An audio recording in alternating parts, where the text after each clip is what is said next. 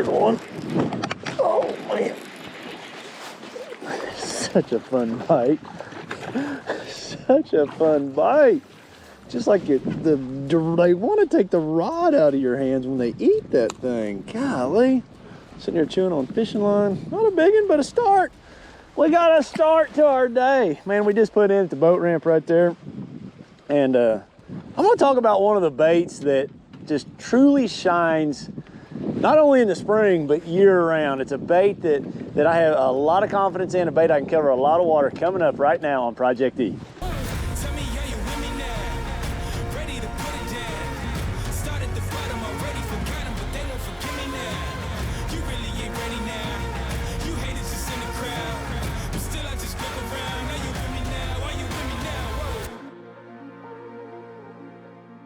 All right, so it's probably no surprise, you know, it's a bladed jig that has just probably, you know, been one of the most consistent fish producers, big fish producers, you know, over the last 10 years, but especially over the last 4 or 5 years. You know, I know for me personally, I have caught a bazillion bass in my tournaments on this bait. And, you know, today I'm gonna try to break down why, where, and how, and when I use this thing and the colors that I use. There's one. Just paused it. Oh, it come off. Golly, they're not eating it. That was a big one. Oh. I've never had that happen before. Holy smokes, that was a big one. Golly, I just lost one. Must have been another one with it. I've got to adjust my skirt. Golly. All right, so I've had like 4 bites out here in the last little bit, and they're cold. You know, the greatest thing about a vibrating jig is that it, you know, when it's cold like this, it gets a reaction bite. I think that's what makes it shine so well, is it gets a reaction bite from those fish. And, you know, right there's a prime example. You know, I just paused it and then took it off again, and I was able to trigger that fish to bite. Thus, part of the problem is why I'm not hooking them very well. But I just shortened that skirt up a little bit, so hopefully it'll bring them more towards the head of that bait. I'm going to retie. So when I'm retrieving a vibrating jig, you know, like this, you know, I'm all the time varying my retrieve. I'm going to stop, start, go, pull. You know, I'm you know, like right there, I just had a little bit of grass. You kind of pull it out, pop it again. You know, make those fish react to it. You know, give them a reason to bite it. Just, you know, you can get bites. You know, some days they just want a slow, steady retrieve. But a lot of times when you make variations in that retrieve, it's just like it triggers that fish to bite.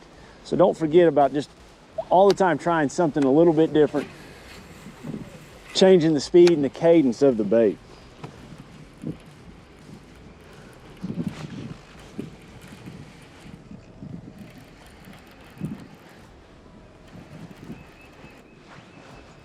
There's one. Golly, I got a good one. Golly. That's one thing about throwing a vibrating jig. Man, it will catch all sizes fish, but it will catch big ones too. Look at here, guys. Yes, that is a chunk, isn't it? Look at that thing. What an awesome fish. Thank you, buddy. All right. Awesome, awesome. You know, you can just cut me so good, turkey. You know, you just get to cover water with this bait. That's what I love about it. You know, you can put it on. And especially this time of the year, you know, you have to cover water because those fish are in just very small groups, small areas. And, you know, I don't want to sit here and flip or take my time dobbing a worm around. I want to cover water and cover water efficiently. That's one of the greatest things about a vibrating jig.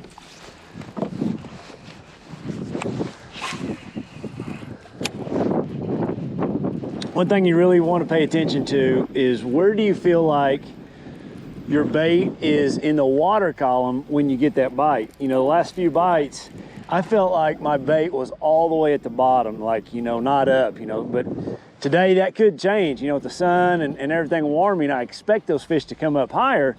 So pay attention to, like, when you cast it out there, do you get that bite within the first few feet of your cast, or maybe the last few feet of your cast when the bait starts to come up in the water column, or is it in the belly of your cast, you know, when the bait's at the deepest? So this time of the year, that's a very, very critical point to pay attention to what depth you feel like your bait is when you get a bite.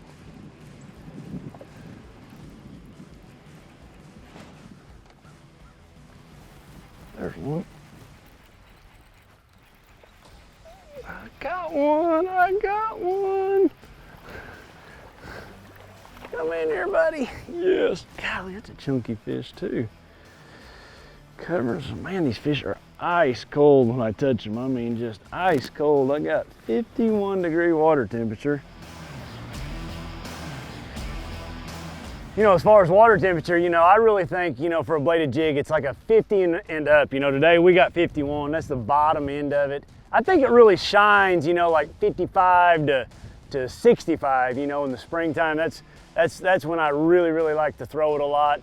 But I will start throwing it when that water does hit 50, like today. We got 50, and it's actually 50.6 right here. It was 51 earlier, but keep that in mind. It's really not a real effective bait when that water temperature is in the 40s.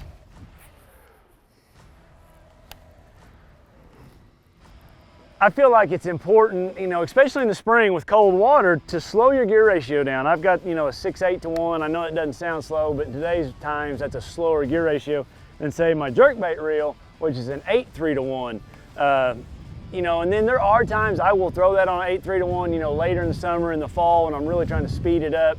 But especially this time of year, just think about slowing that thing down with the slowest gear ratio reel you have in your arsenal.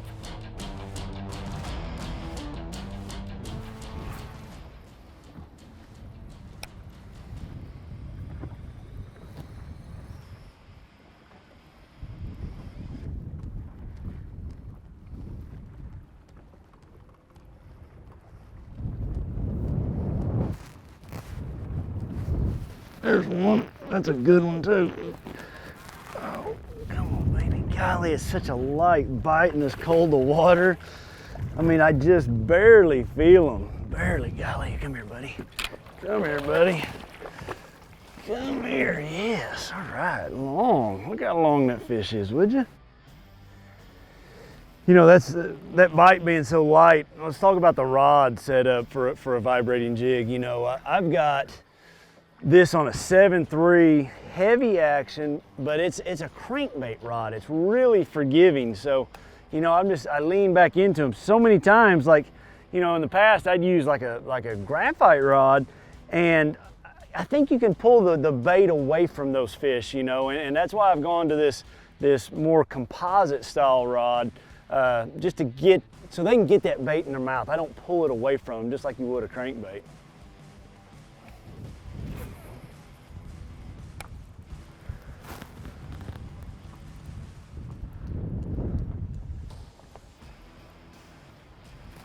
There's another one. Oh, that's a good one too. Look at this one. Look at this one. We got us a good one. Yes. Oh, buddy, stay on there. Stay on there. It's a really big one, guys. I think it may be really big. Oh, come here, baby. Come here, baby. Oh, yeah. Oh, yeah. Oh yeah, come here, come here. Oh, come here. Gotcha. Hooked him outside the mouth. Wow, look at that one. That's a chunky one, isn't it? Look at that fish. How awesome is that? All right, buddy, thank you. What a fish. Oh, you're gonna jump again. Yeah, thank you. I like it, I got some extra out of that one. Something else to think about when choosing your vibrating jig, you know, 3/8 or half or 3/4, you know, they make a lot of different sizes. I've had both tied on today. I've ended up getting the bites on the 3/8 ounce because I feel like these fish are up shallow. Like, the flatter the bank, the more bites I've got. I hadn't got really any bites on steeper banks, and I've got to this flatter stuff, And you know, a 1/2 ounce would just get buried down in that grass too much. You know, that 3/8 seems to be perfect. I still want it to get buried in the grass. You notice those last few fish catches, I've been popping it out, and then right on that pause is when those fish have been eating it.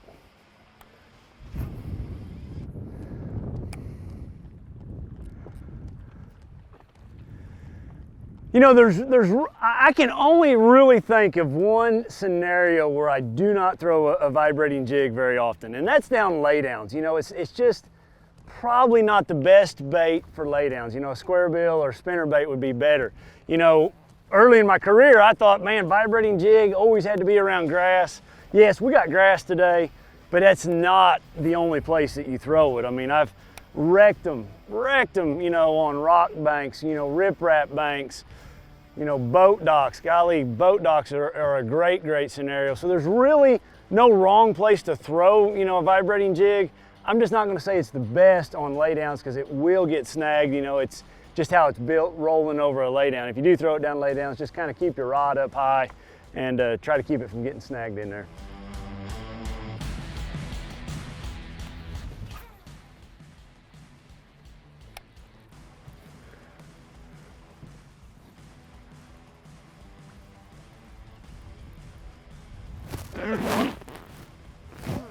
Oh yeah, that feels like a nice one. Oh yeah, he's gonna maybe do a little jump. What do I got?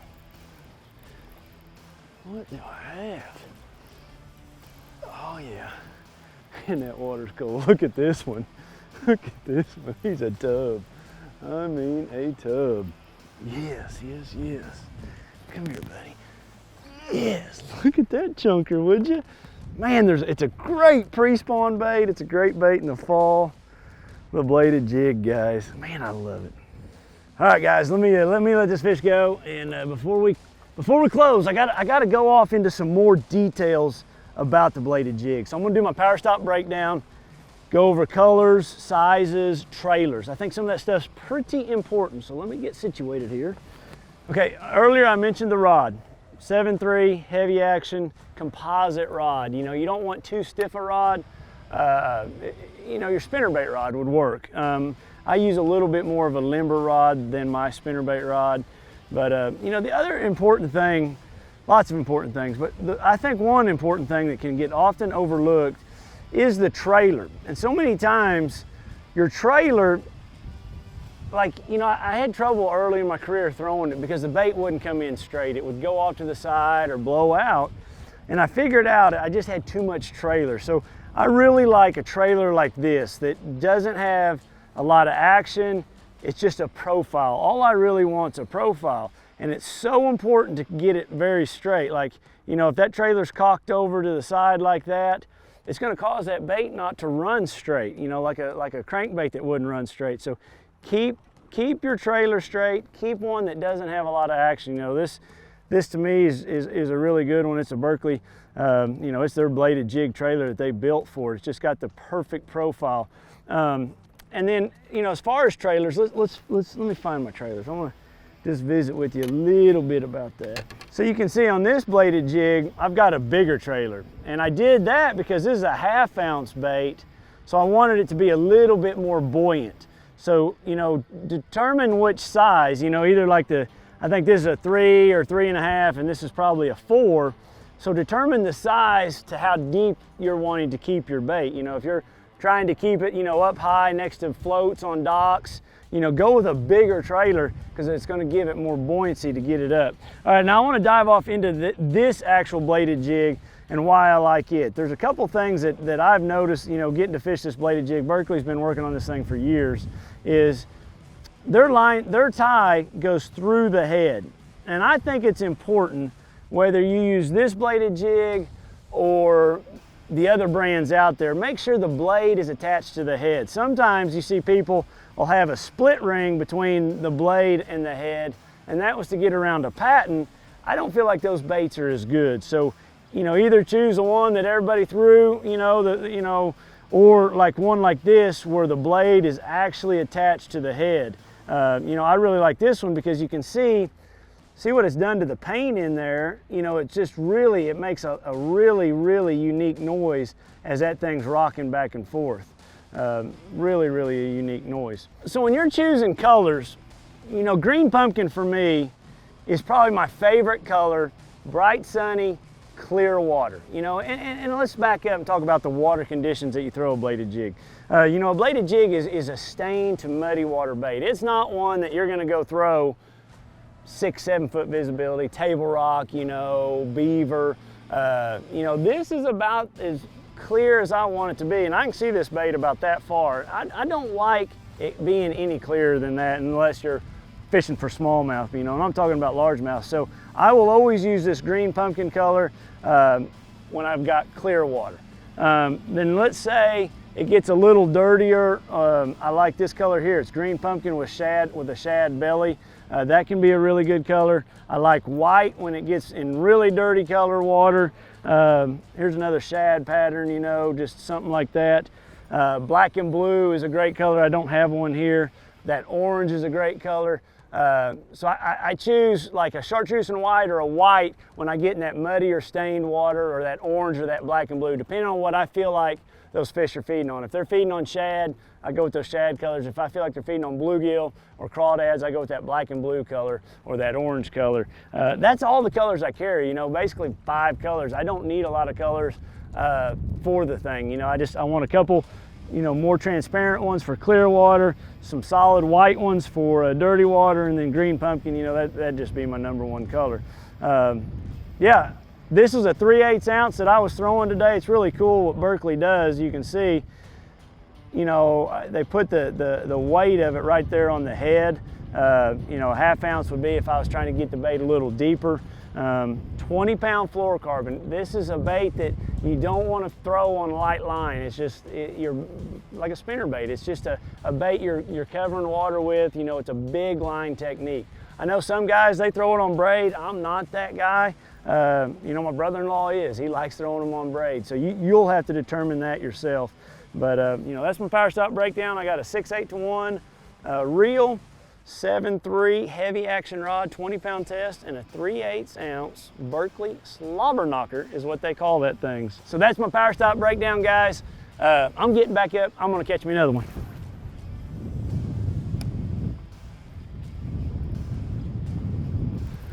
Got him. Oh, I got a good one. I got a good one. Yes, yes, yes. Oh yeah. Oh yeah. Oh, that's a chunker. Oh gosh, about broke my rod. Heavier than I thought he was. One thing that I love about, let me put this fish back. Thank you, buddy. One thing that I love about this new bait that I'm throwing is the head design. It comes through grass, I feel like, better than any of the others I've ever thrown, because it's got like a banana shape to it. Like when you think about it, like that bait's coming through the water right there, there's nothing to catch grass on it. So like you notice a lot of times I'm popping it and it comes clean every time. It's really a unique thing about this slobber knocker, how it's got that banana shaped head. And it's also gonna make it a lot easier when I go to skip this bait up underneath docks. When I throw it out there, if I want to keep it up high in the water column, I keep my rod up high. If I want it to get down in the water column a little bit, I can drop my rod. It's a bait that I can control the depth of, you know, very easily by where my rod position is. You know, a lot of times, you know, on a lake like this where it's really shallow, I'll start out with it up high and then drop it as it gets closer to the boat. You know, if I was to throw it out there up on that bank and to start out with my rod down, well, then it's going to get all in the moss and on the bottom. So use your rod on a bait like this to keep the depth where you want it.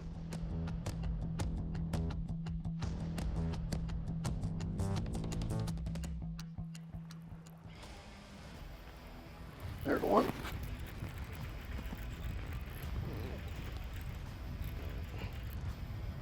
Oh yeah, oh yeah. Yes, yes, yes. God, I love bass fishing. It is so much fun, guys. I don't know what to say. Look at this one. Look at this one. Yes. I saved the best one for last. Looky here. Come here, you big old pre-spawn girl. Come here, come here. Oh, come here. Yeah, come here, get me all wet. Yes! Check it out. Oh, I love it. I love it. Yes, look at that fish. Oh man, what a good one. Guys, man, I have won a ton of money on a bladed jig. It's just one of those things that I can put in my hands on a tough day. I can cover a lot of water, get a lot of bites, big and little. What a fish. That is a dang good one. Thank you, girl. Man, I love fishing this time of year.